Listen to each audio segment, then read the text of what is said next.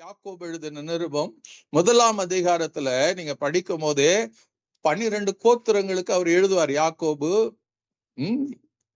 இயேசு கிறிஸ்துடைய சகோதரனாகிய யாக்கோபு அவர் என்ன எழுதுறாரு? என் சகோதரர் 2ஆம் வசனத்துல, என் சகோதரரே, நல்லா கவனிங்க, நீங்க பலவிதமான சோதனைகளில் அகப்படும் போது, it means you will encounter trials or test or temptation.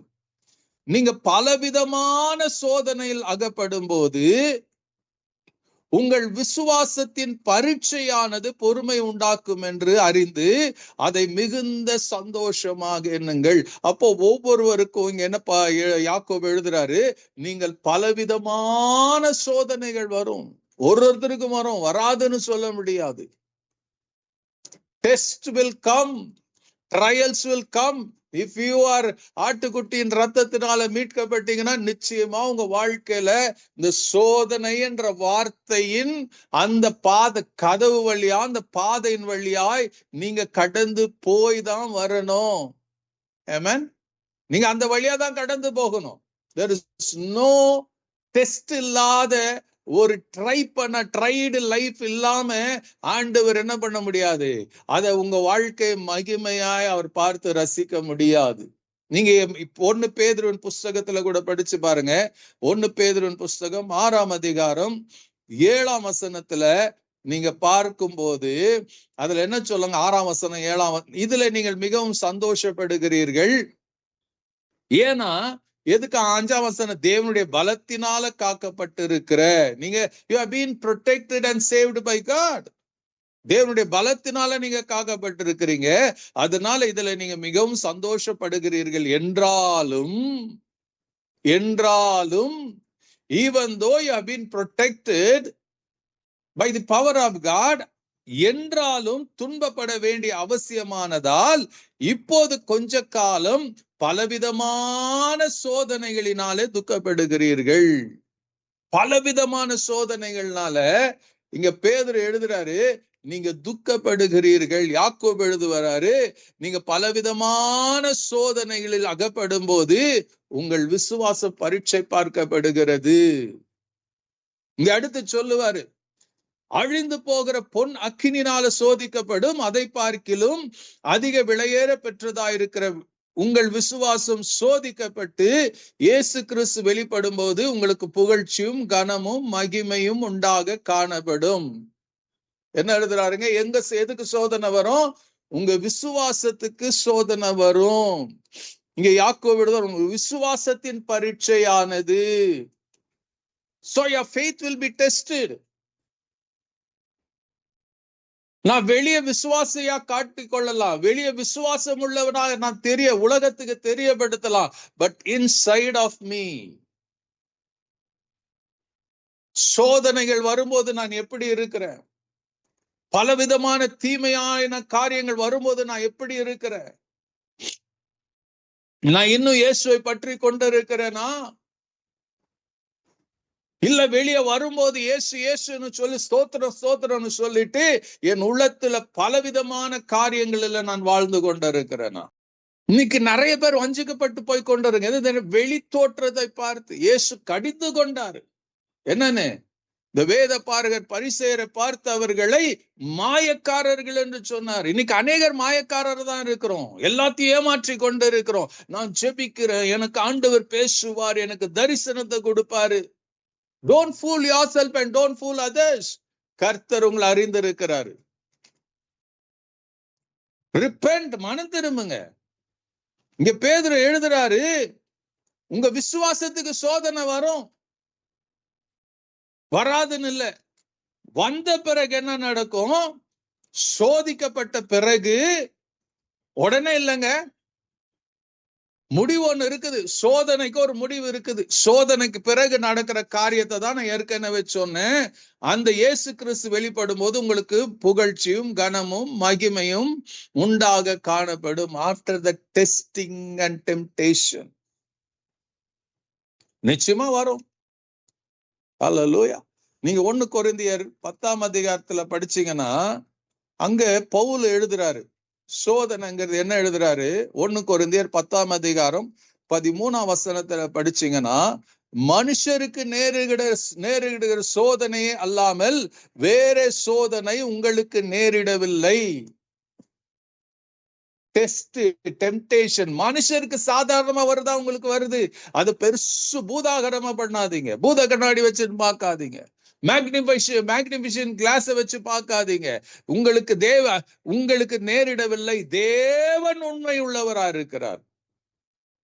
உங்கள் திராணிக்கு மேலாக தேவன் உங்கள் திராணிக்கு மேலாக நீங்கள் சோதிக்கப்படுவதற்கு அவர் இடம் கொடுக்க மாட்டார். God knows your capacity of test. எவ்வளவு தாங்க முடியும்னு அவருக்கு தெரியும். அதுக்கு மேல உங்களை சோதிக்க மாட்டாராம். அந்த சோதனையில நாம தள்ளாடி விடுகிறோம்.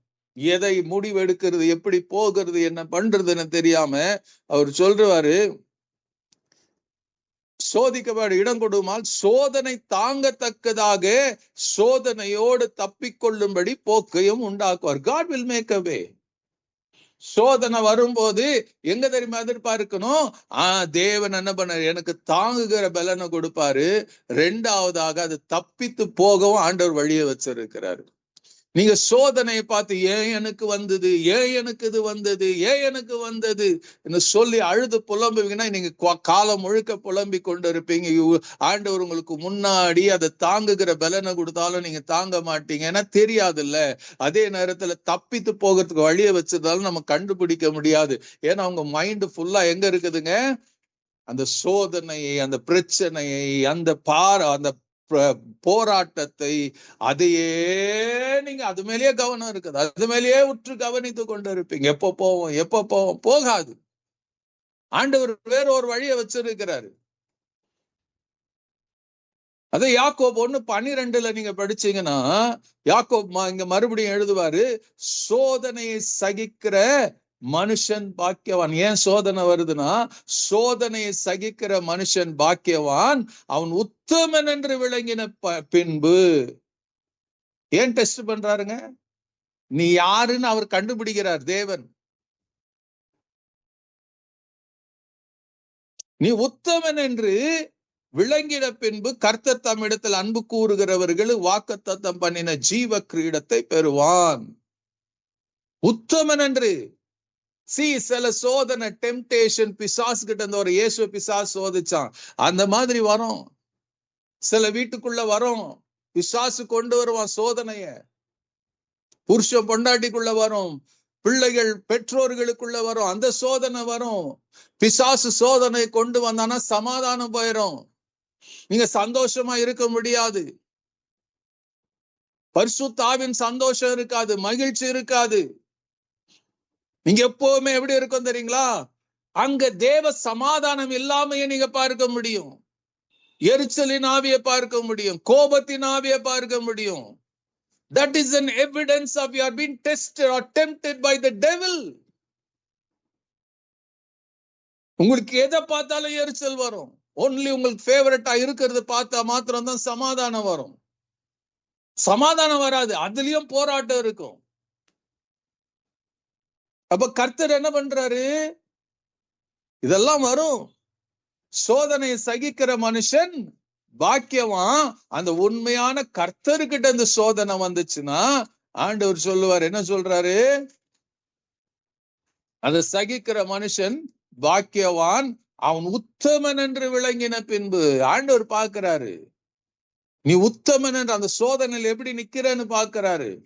உத்தமன் என்று விளங்கின பின்பு after that அவர் சொல்லாரு, கர்த்தர் தம்மிடத்தில் அன்பு கூறுகிற. யாரை சோதிப்பார்? அன்பு கூறுகிறவர்களுக்கு.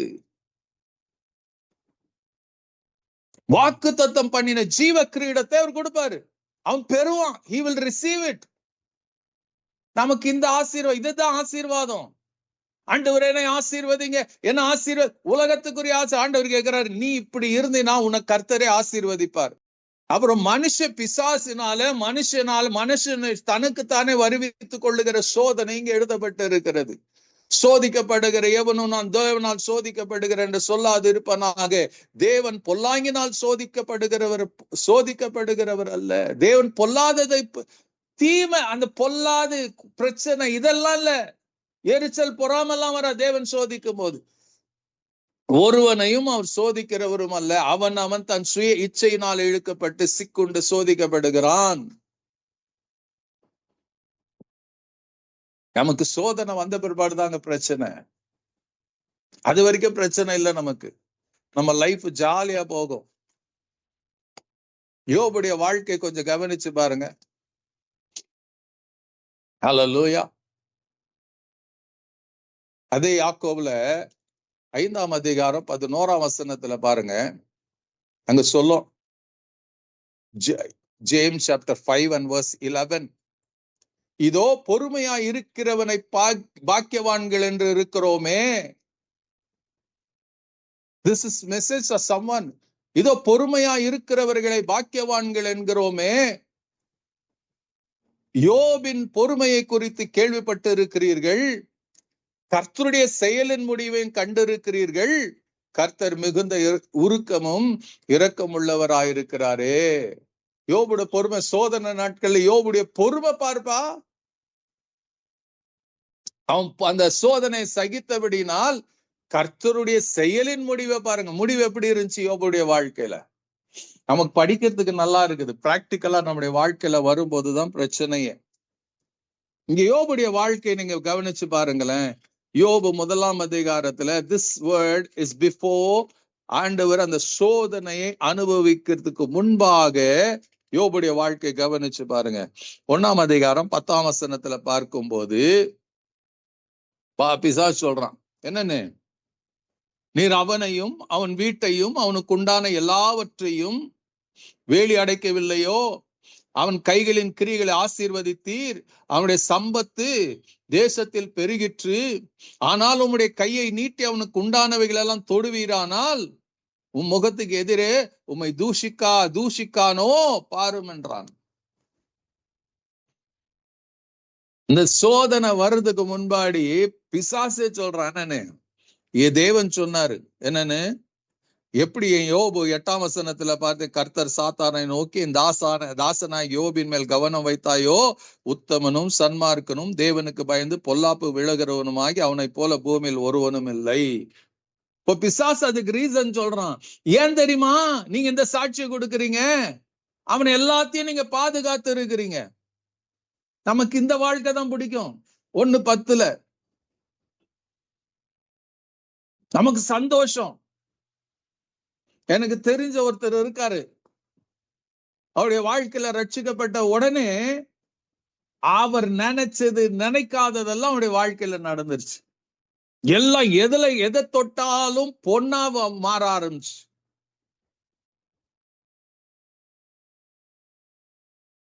அவர் எதை பிசினஸ் எடுத்தாலும் சக்சஸ்ஃபுல்லா மாறுச்சு. சைட்டை வாங்கினாரு, வீடை கட்டுனாரு, காரு வாங்கினாரு, இப்படி எல்லாம் ஓஹோன்னு போச்சு. அவ்வளவு சந்தோஷம் அவங்களுக்கு. தேவன் எங்களை இப்படி எல்லாம் ஆசீர்வதிச்சா. நான் நினைச்சு கூட பார்க்கல பிரதர், ஒரு சைட்டு வாங்குவேன், ஒரு வீடு கட்டுவேன்னு. கர்த்தர் வாய்க்க பண்ணினாரு. கொஞ்ச நாள்லயே ரட்சிக்கப்பட்டு, அதுக்கு பிறகு அவன் வாழ்க்கையில ஒரு சுனாமி வந்தது. அவருடைய பிசினஸ் எல்லாம் படுக்க ஆரம்பிச்சு. அதே நேரத்துல தான் அந்த கோவிட் வர வந்தது. அவருக்கு வர வேண்டிய எல்லா பணமும் லாக் ஆயிருச்சு. கடைசியில் அவர் லோன் திருப்பி கட்ட முடியாம போயிருச்சு. பல ஜெபங்களுக்கு போனார், பல ஊர்களுக்கு போனார், அந்த ஜெபம் இந்த ஜெபம் எல்லாத்துக்கும் போனார், ஒன்னும் மாற்ற விடல. பல புதிய பிசினஸ் ட்ரை பண்ணார், ஒண்ணு கூட சக்சஸ் ஆகல. வெறுத்து போச்சு அவருடைய லைஃப்ல. பல காரியங்களை அவர் பல காரணங்களை சொல்லி கொண்டார், ஒண்ணு கூட அது ஒத்து போகல. அவர் இன்னும் இருக்கிறாரு. இத்தோ பிரச்சனைகள் வந்தும் அவருக்கு ஒரு நாளும் என்ன சில காரியங்கள் ஆண்டவர் அவர் பட்டினியா போடல, அவருக்கு வஸ்திரம் இல்லாம போகல. இதெல்லாம் ஆண்டவர் பார்த்துட்டு இருக்கிறார். ஆனா அவர் எதிர்பார்த்த காரியங்கள் வந்த உடனே இதெல்லாம் நடந்துச்சு. இப்ப ஏன் நடக்குது? கேள்விக்கு பதில் இல்ல. சோர்ந்து போகக்கூடிய சூழ்நிலை, லைஃப் ஃப்ரஸ்ட்ரேஷனுக்குள்ள வந்துருச்சு. இது பலருக்கு வரும். வராதுன்னு சொல்லல. நமக்கு எப்படி தெரியுமா? இங்க பிசாசு சொல்றான், நீ எல்லாத்தையும் வேலி அடைச்சிருக்கிறீங்க ஆண்டவரே, அவனை பாதுகாத்து கொண்டிருக்கிறீங்க, அவன் எதை தொட்டாலும் ஆசீர்வதிக்கிறீங்க, அவனுடைய பொருளாதார சம்பத்தை நீங்க என்ன பண்றீங்க, நீங்க பெருக்கி கொண்டு இருக்கிறீங்க, இட்ஸ் இன்க்ரீசிங். அதனால அவன் ஆராதிக்கிறான், அதனால அவன் உண்மையா இருக்கிறான், அதனால அவன் உத்தமமா இருக்கிறான். நம்ம வாழ்க்கை கவனிச்சு பார்த்து இருக்கிறீங்களா? நாம அநேக நேரத்துல இப்படிதான் இருக்கிறோம். நமக்கு எல்லாம் நல்லதா இருக்கும் போது ஜெபத்தை தவற மாட்டோம், பைபிள் படிக்கிறதை தவற மாட்டோம்,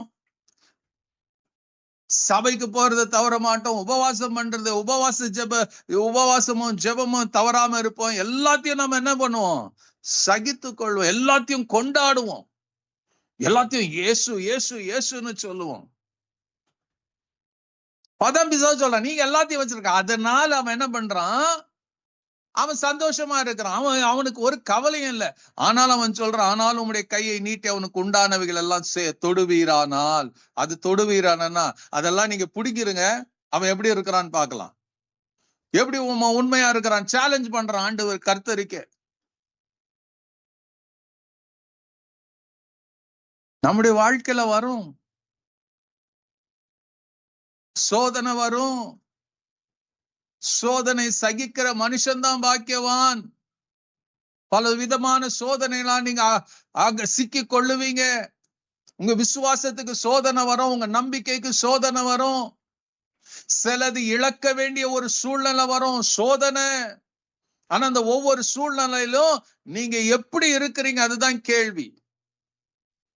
சோதனைக்கு முன் எல்லாம் நல்லா இருக்கும், சோதனை நடுவுல இருக்குது பாருங்க, அத போல ஒரு கஷ்டமான வாழ்க்கை இல்லை.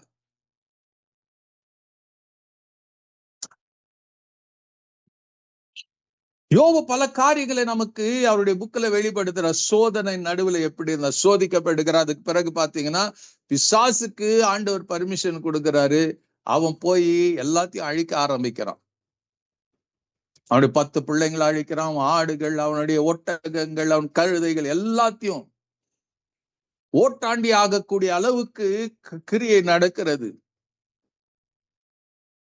அப்போது யோபு என்ன பண்றான்னு இங்க வேதம் சொல்ல, அது சோதனை ஆரம்பிச்சிருச்சுங்க. சோதனை நடுவுல யோபு என்ன செய்தான்? 20ஆம் வசனம் 1ஆம் அதிகாரம் 20, 21 படிச்சீங்கன்னா, அப்பொழுது யோபு எழுதுறது, தன் சால்வை கிழித்து தன் தலையை சிரைத்து தரையில விழுந்து பணிந்து, நிர்வாணியாய் என் தாயின் கர்ப்பத்திலிருந்து வந்தேன், நிர்வாணியாய் அவ்விடத்துக்கு திரும்புவேன், கர்த்தர் கொடுத்தார், கர்த்தர் எடுத்தார், கர்த்தருடைய நாமத்துக்கே ஸ்தோத்திரம் என்றான். இவைகள் எல்லாவற்றிலும் யோபு பாவம் செய்யவில்லை, தேவனை பற்றி குறை கூறவும் இல்லை. சில பிரச்சனைகள் வரும்போது ஆரம்பத்துல நாம் என்ன பண்ணுவோம்? பரவாயில்ல, கர்த்தர் பார்த்துக்குவார், கர்த்தர் பார்த்துக்குவார். நிறைய பேர் சொல்லுவோம், கர்த்தர் நம்புங்க பாத்துக்குவார், கர்த்தர் நம்புங்க பாத்துக்குவாரு. என் ஃபேமிலி ஃப்ரெண்டு கிட்டத்தட்ட 25 வருஷம் துபாயில இருந்து வந்தவர். அவரு ஒரு நாள் எல்லாம் போயிருச்சு, அவர் கம்பெனி மூடிருச்சு. கொஞ்ச காலம் இருந்தாரு, அவருக்கு எதுவும் ஒத்து போகல. அப்புறம் எல்லாத்தையும் விட்டுட்டு அவர் இந்தியாவுக்கு வர வேண்டியதா இருந்தது. இந்தியாவுக்கு வந்து ரொம்ப கஷ்டப்பட்டார். அவர் ரொம்ப கஷ்டப்பட்டார்னா, அவர் கொஞ்சம் இங்க வச்சிருந்த பணம் அவ்வளவுதான் பேங்க்ல வைத்து இருந்தது. அதுக்கப்புறம் பல காரியங்களுடைய வாழ்க்கையில கடந்து வந்தது. யோசிச்சு பாருங்க, அங்க நல்ல லக்ஸுரி கார் டிரைவ் பண்ணவரு, சொந்தமா கார் வச்சிருந்தவரு, ஒரு பெரிய வீட்டுல வசதியா இருந்தவரு, அங்க இங்க வந்த பிற்பாடிங்கிற கிளைமேட்டிக் கண்டிஷன் பாருங்க, ஒண்ணுனா இழக்க நேரிட்டது. கடைசியில் அவருடைய வாழ்க்கையில பாத்தீங்கன்னா பல சரீரத்துல பல விதமான உபத்திரங்கள் ஒரு வாழ்க்கையில வந்தது. கேன்சர் வந்தது, அதுல இருந்து மீண்டாரு. அடுத்து பாத்தீங்கன்னா ஹார்ட் அட்டாக் வந்தது. எல்லாம் வந்ததுங்க. அவர் பலருக்கு சொல்லுவாரு, கர்த்தர் பாத்துக்குவார் பிரதர், ஜெபம் பண்ணுங்க. ஜாயிண்ட் பெயின் வந்தது. கடைசியில கார்டியாக் அரெஸ்ட் ஆகி அவர் மரிச்சு போனார். இதனுடைய வாழ்க்கையில நடந்தது. ஆனா ஒண்ணு அவர்கிட்ட நான் பார்த்து கத்துக்கினது என்னன்னா, அவர் கர்த்தருடைய சமூகத்துல உண்மை உள்ளவர். எல்லா சோதனையும் அவர் சகித்து கொண்டார். எல்லாம் இழந்து போன போது கூட அவருடைய பேங்க் பேலன்ஸ் 0 ஆனது பிறகு கூட அந்த நடுவுல தன் பிள்ளைக்கு என்ன பண்ணாருங்க, ஒரு பிள்ளைக்கு கேன்சர் வந்தது. அவருடைய பணத்தை எல்லாம் எடுத்து செலவு பண்ணாரு. பல வருஷங்கள் ட்ரீட்மெண்ட். இதெல்லாம் நடந்தது, என் கண்ணு முன்னாடி நடந்த காரியங்கள். அவர் ஒரு நாளும் தேவனை தூஷிக்கல. ஏன் ஆண்டவர்ன்னு கேட்டாரு. ஆனா பதில் இல்லாத போது கர்த்தரை தொடர்ந்து அவர் தொழுது கொண்டுதான் இருந்தாரு. நம்முடைய வாழ்க்கையில கூட சில ஆரம்ப கால உபத்திரம் நமக்கு பெருசா தெரியாது. யோபுடைய வாழ்க்கையில அதான் இருந்தது. சோதனை நடுவுல he still worshipped God. ஆரம்ப நாட்கள்ல நீங்களும் நான் என்ன பண்றோம்? சோதனை நடுவுல இன்னும் கர்த்தரை ஆராதிக்கிறவர்களாக இருக்கிறோமா? தொழுது கொள்ளுகிறவர்களாக இருக்கிறோமா? இன்னும் அவர் மேல விசுவாசம் கொண்டவர்களாக இருக்கிறோமா? இன்னும் தேவனை ஏன் ஆண்டவரன் கேட்காம இருக்கிறோமா? இங்க பைபிள் சொல்லுது, அவன் எல்லாவற்றிலும் என்ன பண்ணலையாம்? யோபு பாவம் செய்யவில்லை, தேவனை பற்றி குறை சொல்லாம இருக்கிறோமா?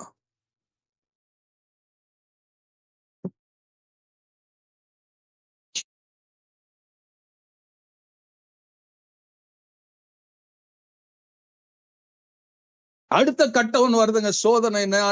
சோதனை நமக்கு பெருக பெருக பல காரியங்கள் வரும். அடுத்து இந்த எல்லாம் போச்சு, அடுத்து ஒரு சோதனை வருது. அவன் சரீரத்துல, அவன் சருமத்துல ஒரு தோல் வியாதி வந்துருச்சு, அரிப்பு எடுக்கிற வியாதி. அவன் ஓடுகளை எடுத்து சுருண்டி கொண்டு இருந்தானா இந்த அரிப்பை தாங்க முடியாம.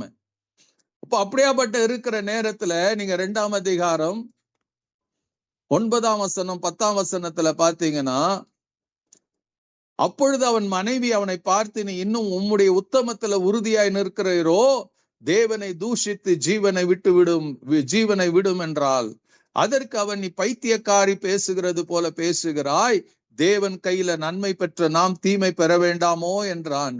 இவைகள் எல்லாவற்றிலும் யோபு தன் உதடுகளினால் பாவம் செய்யவில்லை. யோசித்து பாருங்க, சோதனை நடுவுல வரும். இங்க யோபுடைய சொந்த மனைவிய அவனை திட்டுறா, ஏசுறா. இன்னைக்கு நம்ம வீட்டுல வரும், கணவன் மனைவிக்குள்ள வரும். பெரிய பிரச்சனை கணவன் மனைவிக்குள்ளதான். புரிஞ்சுக்க முடியாத தன்மை வரும். இங்க யோபுடைய மனைவிக்கு புரிஞ்சுக்க முடியல.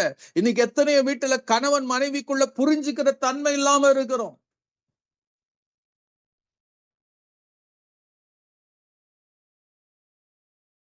இங்க பிசாசு செய்த, ஆண்டவருடைய அனுமதியோட பிசாசு செஞ்சான். யோபு கேக்குறான், கர்த்தர்கிட்ட நன்மை பெற்றோம், கொஞ்ச நாள் தீமை அனுபவிக்கலாமே.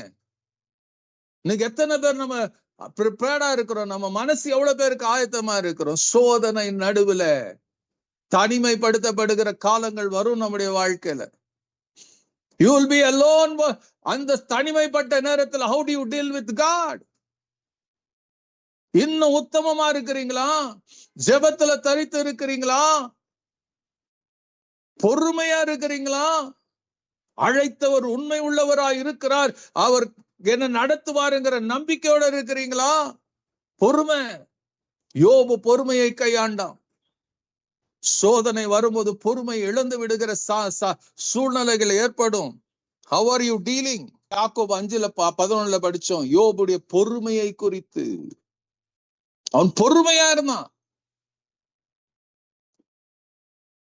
இன்னைக்கு நீங்களும் நான் எப்படி இருக்கிறோம்?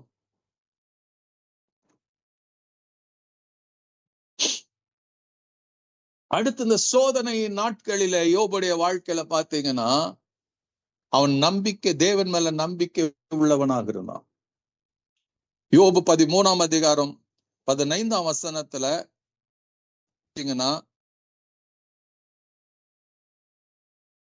அவன் அவ்வளவு துன்பப்படுகிறாங்க, அவ்வளவு வேதனையில இருக்கிறான். அந்த துன்ப துயரத்தின் நடுவில் அவன் வார்த்தையை சொல்றான் பாருங்க, அவர் என்னை கொன்று போட்டாலும் அவர் மேல் நம்பிக்கையா இருப்பேன், ஆனாலும் என் வழிகள் ரூபகார பண்ணுவேன், அவரே என் ரட்சிப்பு.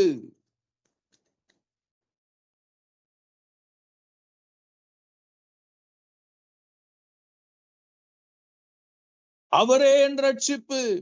மாயக்காரன் அவர் சன்னதியில் சேரான். Hypocrites.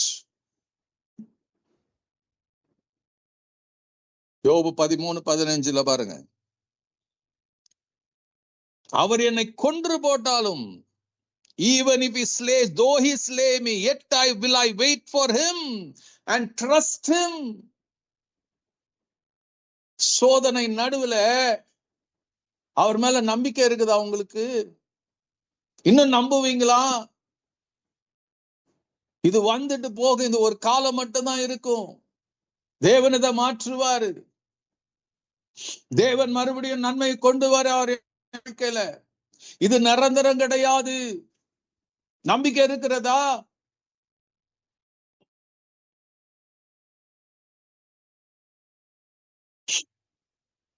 Though he slay me, yet will I wait for and trust him.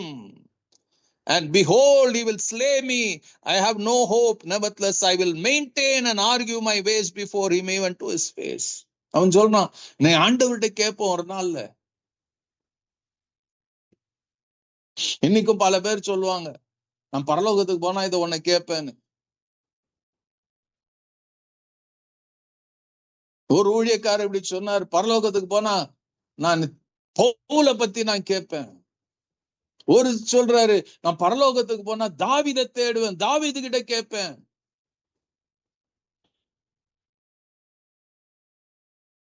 நான் யோபு சொல்றேன், நான் பூமியில அவர் மேல நம்பிக்கையா இருப்பேன். எனக்கு இந்த வருகிற பிரச்சனை போராட்டங்கள்ல நம்பிக்கையா இருப்பேன். என் வியாதியின் நேரத்துல அவர் மேல நான் நம்பிக்கையா இருப்பேன். பலவீனத்தின் நேரத்துல அவர் நம்பிக்கையா இருப்பேன். நான் எல்லாத்தையும் இழந்து போனாலும், என் செல்வத்தையும் பணத்தையும் எல்லாத்தையும் இழந்து போனாலும், still I will trust him. என்னை கொன்னு போட்டாலும் அவர் மேல நம்பிக்கையா இருப்பேன்.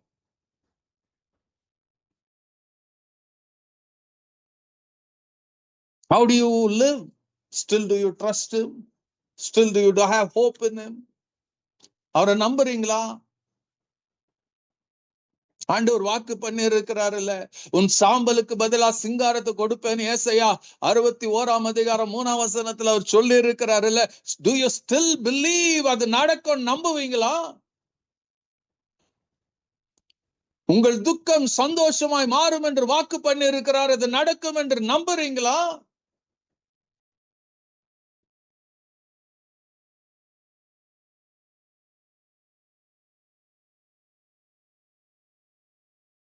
என் ஜனங்கள் ஒருபோது வெட்கப்பட்டு போவதில்லை ஆண்டவர் வாக்கு பண்ணி இருக்கிறாரு.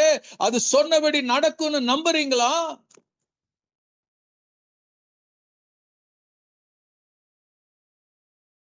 நாம வாயில சொல்ல நான் நம்புன்னு சொல்லலாம், ஆனா உள்ள இருக்குது பாருங்க, பதப்பதைக்கும். பிரச்சனை நடுவுல பதப்பதைக்கும். அப்ப என்ன பண்ண போறீங்க?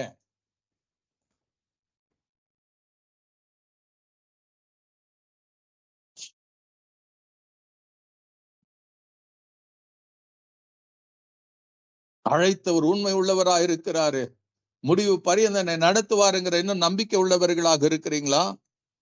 யோபு நம்பிக்கையா இருந்தான் சோதனை நடுவுல. அடுத்து பாத்தீங்கன்னா அவன் எப்படி இருந்தானா, தரிசனத்தோடு இருந்தான். யோபு 19 ஜோப் 19 25 சில வசனங்களை படிச்சு பாருங்க. ஜோப் chapter 19. He had a vision of God. அவர் என்ன சொல்றான், என் மீட்பர் உயிரோடு இருக்கிறார் என்றும் அவர் கடைசி நாளில் பூமியில மேல் நிற்பார் என்றும் நான் அறிந்திருக்கிறேன். He had a vision that is going to see his redeemer. பழைய ஏற்பாடுல இயேசுடைய உயிர்த்தெழுதல் இங்க எழுதப்பட்டு இருக்கிறது. யோபு முதல் புக் இதுதான். அன்னைக்கே யோபு எழுதுறான், என் மீட்பர் உயிரோடு இருக்கிறார் என்றும் அவர் கடைசி நாளில் பூமி மேல் நிற்பார் என்றும் நான் அறிந்திருக்கிறேன். இந்த தோல் முதலானவைகள் அழுகி போன பின்பு என் மாம்சத்தில் இருந்து தேவனை பார்ப்பேன், அவரை நான் காண்பேன். அந்நிய கண்கள் அல்ல, என் கண்களே அவரை காணும். இந்த வாஞ்சையால் என் உள்ளிந்திரங்கள் எனக்கு சோர்ந்து போகிறது. I know that my Redeemer and Vindicator lives. At last he, the last one, will stand upon the earth. And after my skin, even this body be destroyed, then from my flesh or without it I shall see God. whom I shall see for myself, and on my side, and my eyes shall behold him, and not as a stranger. அந்நிய கண்ணல்ல, என் சொந்த கண்ணை பார்க்கும். யோபு வேதனை துன்பத்தின் நடுவுல அவனுடைய தரிசனம் அவன் தேவனாகிய கர்த்தர் மேல இருந்து விசுவாசத்தை துவக்குகிற ஒரு முடிக்கிறவருமாகி அவர் மேல மாத்திரம் கண் இருந்தது. அவனுக்கு வலி வேதனை, ரத்தமா அவன் சரீரத்துல இருந்து வருது, ஓட எடுத்து சொரிந்து கொள்ளுகிறான். நண்பர்களால் ஒரு கேலி கூத்தா காலாகிறான். அவங்க எல்லாம் சொன்னாங்க, நீ பண்ண தப்பு, உன் பாவம் தான் சொன்ன. யோசிச்சு பாருங்க. அத நடுவுல யோபு சொல்றான், நீங்க எல்லாம் சொல்றீங்கப்பா, ஆனா நான் என்ன பண்ண போறேன், என் மீட்பர் உயிரோடு இருக்கிறார் என்றும்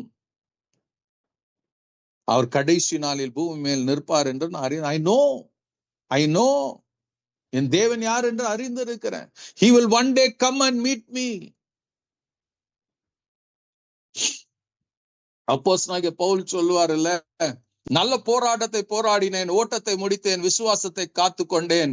இது முதல் நீதியின் கிரீடம் எனக்கு வைக்கப்பட்டு இருக்கிறது. நீதியுள்ள நியாயாதிபதியாகிய கர்த்தர் அந்நாளில் அதை எனக்கு தந்தருளுவார். எனக்கு மாத்திரமல்ல, அவர் பிரசன்னமாக்குதலை விரும்பும் யாவருக்கும் அதை தந்தருளுவார். நம்ம சாவுல சொல்லுவோம், நிறைய பேர் எப்படி வாழ்ந்தாங்கன்னு கூட தெரியாது, பட் இந்த வசனத்தை சொல்லுவோம். பட் இங்க பவுல் உயிரோடு இருக்கும் போதே சொல்றாரு. இங்க யோபு அந்த வேதனை நடுவுல அவர் சொல்றாரு, பாடுகள் நடுவுல அவர் சொல்றாரு, சரீரம் அழுகி போகிற அளவுக்கு இருக்கும் போது அவர் சொல்றாரு, என் மீட்பர் உயிரோடு இருக்கிறார் என்றும். For I know that my Redeemer and Vindicator lives. He saw Jesus. மரித்து உயிரோடு எழும்புகிற இயேசுவை பார்த்தாரு. 1 கொரிந்தியர்ல வாசிச்சீங்கன்னா 15ஆம் அதிகாரத்துல நீங்க அங்க பாருங்க, பவுல் என்ன எழுதுறாரு பாருங்க. 1 கொரிந்தியர் 15ஆம் அதிகாரம் 50-51ஆம் வசனத்தை பார்த்தீங்கன்னா, சகோதரர் நான் சொல்லுகிறது என்னவெனில், மாம்சமும் ரத்தமும் தேவனுடைய ராஜ்யத்தை சுதந்திரிக்க மாட்டாது, அழிவுள்ளது அழியாமை சுதந்திரிப்பதில்லை. இதோ ஒரு ரகசியத்தை உங்களுக்கு அறிவிக்கிறேன், நாம் எல்லோரும் நித்திரை அடைவதில்லை, ஆகிலும் கடைசி எக்காலம் தொனிக்கும் போது ஒரு நிமிஷத்துல ஒரு இமைப்பொழுதுல நாம் எல்லாரும் மறுரூபமாக்கப்படுவோம்.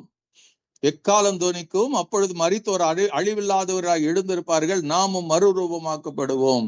அழிவுள்ளதாகியது அழியாமையும் சாவுக்கு ஏதுவாக சாவாமையும் தரித்து கொள்ள வேண்டும். அழிவுள்ளதாகிய இது அழியாமையும் சாவுக்கு ஏதுவாகிய இது சாவாமையும் தரித்து கொள்ளும் போது மரணம் ஜெயமாக விழுங்கப்பட்டது என்று எழுதியிருக்கிற வார்த்தை நிறைவேறும். இங்கே யோபு எழுதுறார் என்னன்னு, என் சரீரம் அழிஞ்சு போனாலும். என்ன சொல்றாருங்க யோபு 19ல, அந்த வசனத்தை பார்க்கலாம். யோபு 19ல மறுபடியும் அவர் சொல்லுவாரு, என் தோல் முதலானவில் அழுகி போன பின்பும் என் மாம்சத்தில் இருந்து தேவனை பார்ப்பேன். அவரை நான் பார்ப்பேன், அந்நிய கண்கள் அல்ல, என் கண்களே அவரை காணோம். அழிவு வரும், அந்த அழிவுல அழியாமை ஒண்ணு வரும். அதுலதான் இயேசுவை பார்க்க முடியும், மகிமையின் தேவனை பார்க்க முடியும்.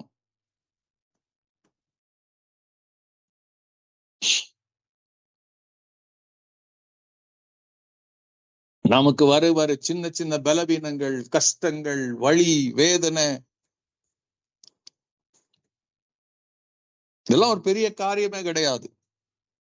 இந்த பைபிளை நீங்க நல்லா படிச்சீங்கன்னா, பவுலுடைய துன்பத்தின் படிச்சீங்கன்னா, நம்ம ஆசீர்வாதத்தை தான் பார்க்கிறோம்.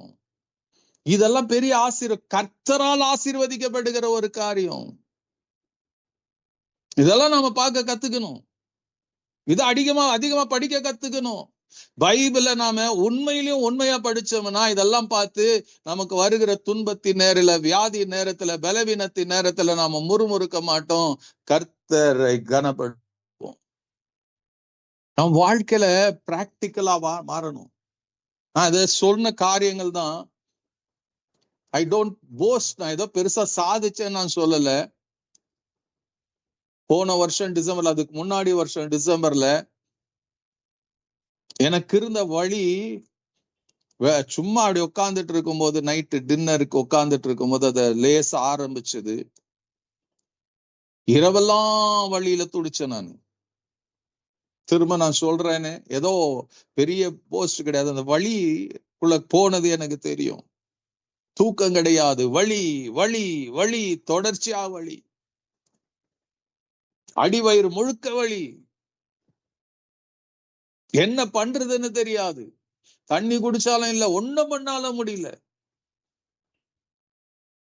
யோசிச்சு பாருங்க, யோபு எத்தனை நாள் நமக்கு எழுதப்படல, ஆனா இரவும் பகலும் கஷ்டப்பட்ட அந்த வழியில, வேதனையில, அந்த ஒரு நாளே எனக்கு எப்படி இருந்துச்சுங்க, போதும் போதும் என்றது போல இருந்தது. ஆனா வழியை சகித்து கொண்டு நான் ஒரே காரியத்தை திரும்ப திரும்ப செஞ்சேன். ஆண்டவரை நான் துதித்து கொண்டு இருந்தேன். ஒண்ணுதான் செஞ்சேன், அதுதான் எனக்கு ஞாபகம் இருக்குது. I was praising God, I was worshiping God. Bible எடுத்து படிக்க முடியல, உட்கார முடியல, ஆனா ஒண்ணு மாத்திரம் என்னால முடிஞ்சு, ஆண்டவருக்கு ஸ்தோத்திரம் பண்ண முடிஞ்சது. விட்டு விட்டு அந்த வழி இல்லாத போது அவரை துதிச்சேன், ஸ்தோத்திரம் பண்ணேன். விடிகால் 5:30 மணி வரைக்கும், 9:30 மணிக்கு ஸ்டார்ட் ஆனது, விடிய கால் 5:30 மணிக்கு திடீரென்று ஒரு விடுதலை. 5:30 மணிக்கு ஒரு விடுதலை உண்டாகுது. 5:45 நான் படுத்து நல்ல தூக்கம் தூங்கினேன். என்னைக்கும் கர்த்தர் அதை செய்து கொண்டு இருக்கிறார். I am a living testimony. பெருமைக்கெல்லாம் நான் சொல்லல. What I went through, I know and my wife knows it. இன்னைக்கும் கர்த்தர் செய்கிறவர். நம்ம வாழ்க்கையில வரும், உபத்திரம் வரும். How do you see that? நம்பிக்கையோட இயேசுவை பார்க்க கத்துக்கணும். Have hope in the Lord. சின்ன சின்ன காரியத்துக்கெல்லாம் ஓடி ஒளியாதீங்க, எழும்புங்க, நில்லுங்க.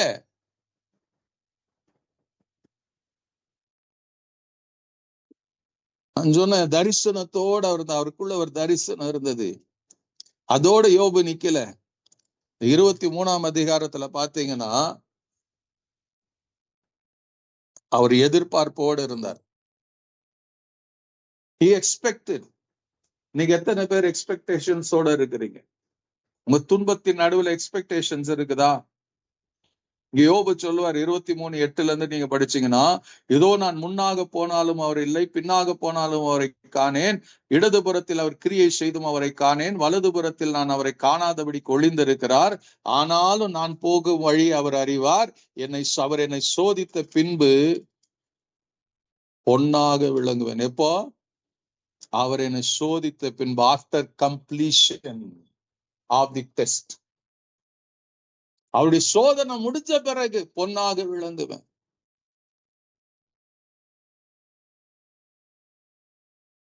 எதிர்பார்ப்பு இருந்துச்சு, இது வரும், இது டெம்பரல் பா,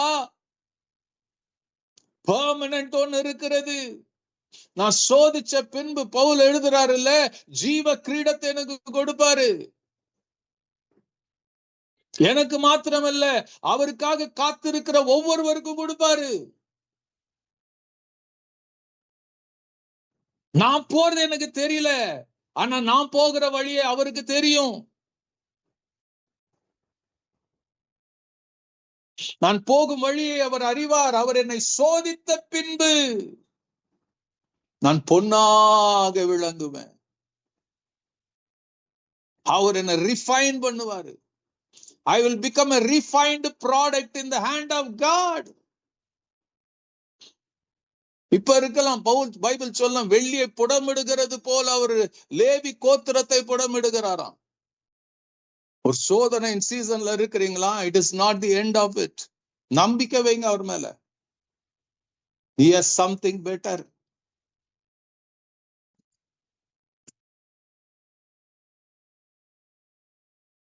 யோபு சொல்றார் என்னன்னு, பொன்னாக விளங்குவேன் சோதனை முடிந்த பிறகு. சோதனை முடிவுல, சோதனை முடிஞ்ச பிறகு என்ன நடக்குங்க? யோபு 42ஆம் அதிகாரம் 12ஆம் வசனத்தை பார்க்கும்போது, கர்த்தர் யோபின் முன்னிலையை பார்க்கிலும் அவன் பின்னிலைமையை ஆசீர்வதித்தார். 14,000 ஆடுகளும் 6,000 ஒட்டகளும் 1000 ஏர்களும் 1000 கழுதைகளும் அவனுக்கு உண்டானது. 7 குமாரரும் 3 குமாரத்திகளும் அவனுக்கு பிறந்தார்கள். மூத்த மகளுக்கு எமிமால் என்றாம், 2ஆம் மகளுக்கு கெத்சியால் என்று, 3ஆம் மகளுக்கு கெரேனப்பு என்று பெயரிட்டான். தேசத்தில் எங்கும் யோபின் குமாரத்திகளைப் போல சௌந்தரியமான பெண்கள் காணப்படவில்லை. அவர்கள் தகப்பன் அவர்கள் சகோதரரின் நடுவில் அவர்களுக்கு சுதந்திரம் கொடுத்தான். இதற்கு பின்பு யோபு 140 வருஷம் உயிரோடு இருந்து 4 தலைமுறையாய் தன் பிள்ளைகளையும் தன் பிள்ளைகளுடைய பிள்ளைகளையும் கண்டான். யோபு நெடுநாளாயிருந்து பூரண வயது உள்ளவனாய் மரித்தான். What a blessing. சோதனை நடுவுல யோபு சில வழிமுறைகளை வச்சார். கர்த்தர் அவன் தொழுது கொண்டான், பொறுமையா இருந்தான், நம்பிக்கையா இருந்தான், தரிசனத்தோட இருந்தான், எதிர்பார்ப்போட வாழ்ந்தான். அப்படி நீங்களும் நானும் வாழ்வோமானால் யோபுக்கு உண்டானது போல பல மடங்கு ஆசீர்வாதம் நமக்கு ஆண்டவருடைய கரத்திலிருந்து ஆசீர்வாதம். அவருடைய கரத்திலிருந்து அவரே வந்தாரு ஆசீர்வதிக்கிறதுக்கு யோபு.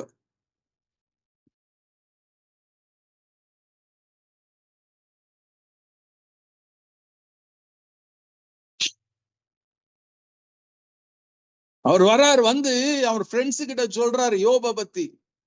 அதே 42ஆம் அதிகாரத்துல 7ஆம் வசனத்துல 2வது பாகத்தை பார்த்தீங்கன்னா அதுல சொல்லுவாரு, ஆண்டவர் சொல்லுவாரு, உன் 2 சகோதர சிநேகிதர் மேல எனக்கு கோபம் மூழுகிறது. என் தாசனாகிய யோபு பேசினது போல நீங்கள் என்னை குறித்து நிதானமா பேசல. இன்னைக்கு எத்தனை பேர் தேவனை யாருன்னு தெரியாது, எதையோ பேசுவோம், வாயில வந்ததெல்லாம் பேசுவோம்.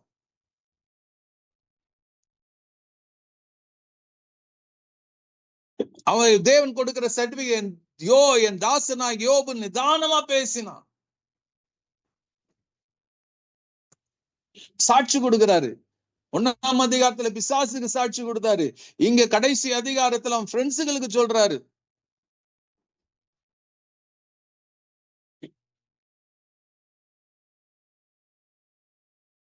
சொன்னதும் இல்லாம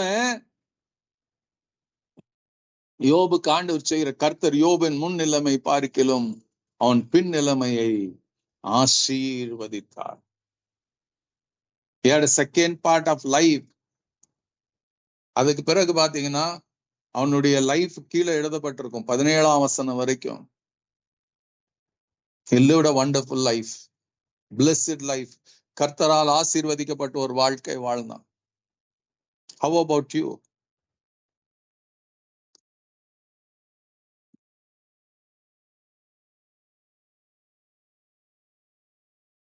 இந்த சோதனை நாட்கள்ல சோதனை வரும் வராதுன்னு நான் சொல்லவே இல்லை. நிச்சயமா சோதனைகள் வரும்.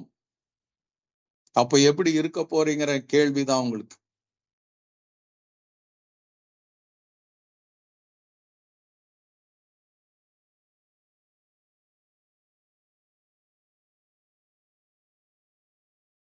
ஆண்டவருடைய வருகை எப்போதுன்னு தெரியாது. அது வரைக்கும் எப்படி இருக்க போறோம்?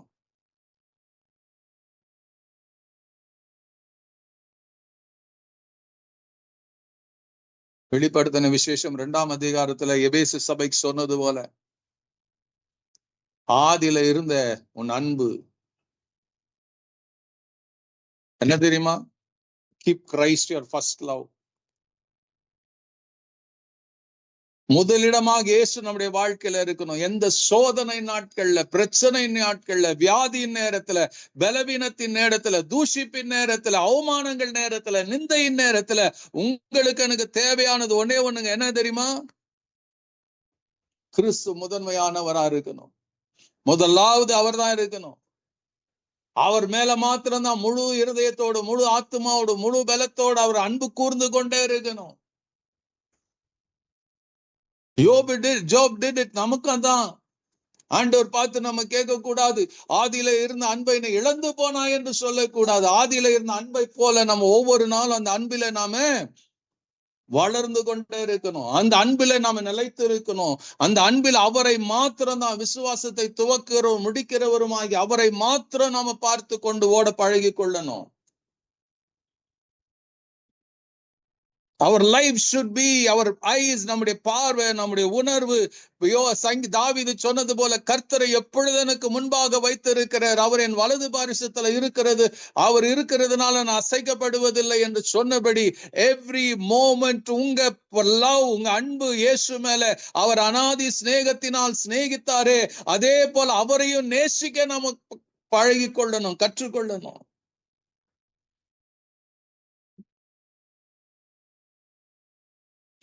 இரண்டாவதாக, அன்பு கூறுறது மாத்திரமல்ல, நம்முடைய பரிசுத்தத்தை நாம் காத்து கொள்ளணும். protect your purity. இன்னைக்கு சபையில பரிசுத்தம் என்பது ரொம்ப குறைவா, மலிவா போச்சு.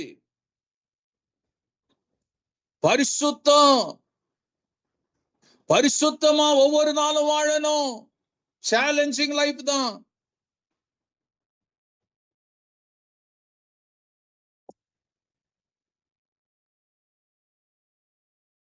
சேலஞ்சிங் லைஃப் தான். சோதனை வரும், டெம்டேஷன் வரும், தேவனை விட்டு விலகி போகிற, கொஞ்சம் அப்படி போயிட்டு வந்துடலாம் எல்லாம் எண்ணங்கள் வரும். அதன் நடுவுல ஆண்டவர் சொல், நான் பரிசுத்தராய் இருக்கிறது போல உங்கள் நடக்கைகள் எல்லாவற்றிலும் பரிசுத்தர்களாய் இருங்கள் என்று ஆண்டவர் கட்டளை கொடுத்து இருக்கிறாரே. பரிசுத்தம் நமக்கு முதலிடமா இருக்கணும் நம்முடைய வாழ்க்கையில.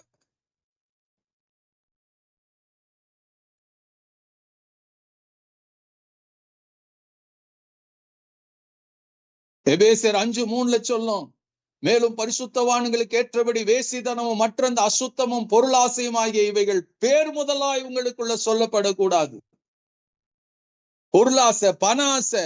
இன்னைக்கு எத்தனை பேரு பரிசுத்தம்னு சொல்றோம், இயேசுன்னு சொல்றோம், ஆனா பணத்துக்கு பின்னாடி எத்தனை பேர் ஓடிக்கொண்டு இருக்கிறாங்க, பொருளாசையினால எத்தனை பேர் வாழ்ந்து கொண்டு இருக்கிறாங்க. உங்களுக்கு எனக்கு சேலஞ்சிங் லைஃப். பரிசுத்தங்கிறது ஏதோ நான் அப்படி வெள்ள வஸ்திரத்தை போத்தி கொண்டு அப்படி வந்து நிக்கிறதல்ல. என் உள்ளம் புறம்பும் பரிசுத்தமா இருக்கணும். பண ஆசை இல்லாதவர்களா இருக்கணும். உலகத்தின் இச்சைகளுக்கு நான் அடிமைப்பட்டு போக கூடாது. இருதய சுத்த இருதயமா இருக்கணும். உள்ள ஆண்டவர் இருக்கிறார், பரிசுத்தமான இருதயம் இருக்கணும். அவர் எனக்குள்ள உலாவுறதற்கு அவர் பிரியமா இருக்கணும்.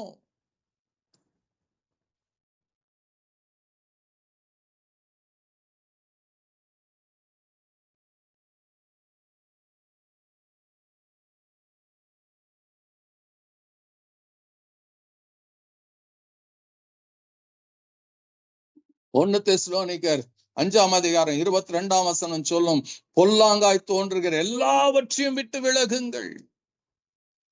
பொல்லாப்பா தெரியுது எல்லாத்தையும் விட்டு விலகுங்க. தேவன் அருவருக்கிற எல்லா காரியத்தை விட்டு விலகுங்க. தேவனை துக்கப்படுத்துகிற எல்லா காரியத்தை விட்டு விலகுங்க. அவர் வரப்போகிறார். ஆண்டவராகிய இயேசு கிறிஸ்து வரப்போகிறாரு.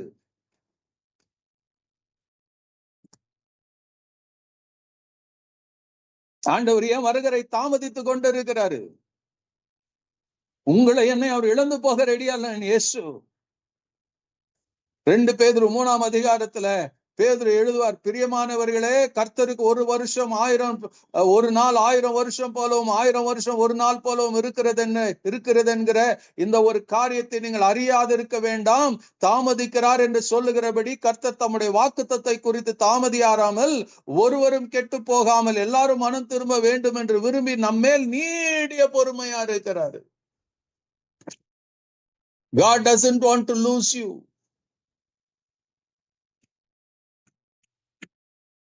உங்களை இழந்து போக விரும்பல. பரலோகத்துல உங்களுக்காக ஒரு ஸ்தலத்தை ஆயத்தம் பண்ணி இருக்கிறாரு. உங்க பேர் ஒரு நேம் போர்டு போட்டு வச்சிருக்கிறாரு. அதை நீங்க இழந்து போயிடக்கூடாதுன்னு கர்த்தர் பொறுமையோடு காத்து இருக்கிறாரு. Protect your purity.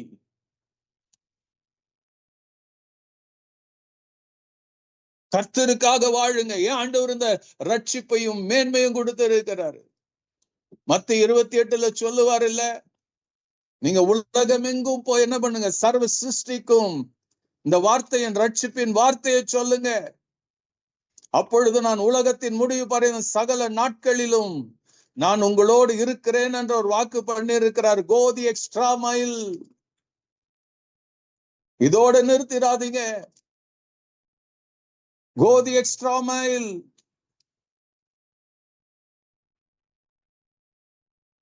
நான் உங்களுக்கு கட்டளையிட 19:20 பாருங்க. ஆகையால் நீங்கள் புறப்பட்டு போய் சகல ஜாதிகளையும் சீஷராக்கி பிதா குமாரன் பரிசுத்த ஆவியின் நாமத்தினால ஒரு ஞானஸ்தானம் கொடுத்து நான் உங்களுக்கு கட்டளையிட்ட யாவையும் அவர்கள் கை கொள்ளும்படி அவர்கள் உபதேசம் பண்ணுங்கள். இதோ உலகத்தின் முடிவு பரிந்த சகல நாட்களிலும் நான் உங்களோடு இருக்கிறேன்.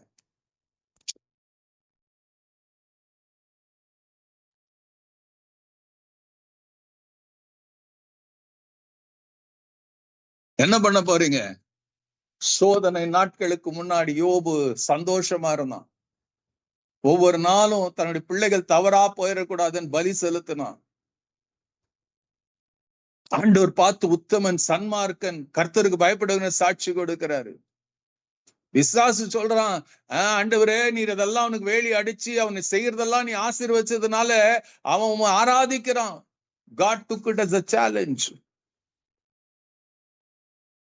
சோதிச்சார். ஆபிரகாம தேவன் சோதிச்சாரு. A time of testing will come into every believer's life. அந்த சோதனை வரும்போது நிக்கிறது அங்கதான் சேலஞ்சுங்க. அங்கதான் you prove in this world. செத்து போய் பரலோகத்துக்கு போறதில்லை, இந்த பூமியில challenging. How do you prove yourself? சோதனை வர்றதுக்கு முன்னாடி everything will be fine. சோதனை நடுவுல when you are living in the test timeல இருக்கும்போது எப்படி இருக்க போகிறோம்? கர்த்தர் ஆராதிப்பீங்களா? பொறுமையா இருப்பீங்களா? நம்பிக்கையா இருப்பீங்களா? எதிர்பார்ப்போட இருப்பீங்களா? அப்படி இருந்தீங்கன்னா, அவன் யோபு அப்படி இருந்தான். அதனால அவனுக்கு 2 மடங்கு ஆண்டவர் ஆசீர்வதிச்சார். அதேதான் இன்னைக்கு God has never changed his plan and purpose. ஒப்பு கொடுங்க. தேவனுடைய மகிமையை நீங்க பார்ப்பீங்க. God bless you. God be with you.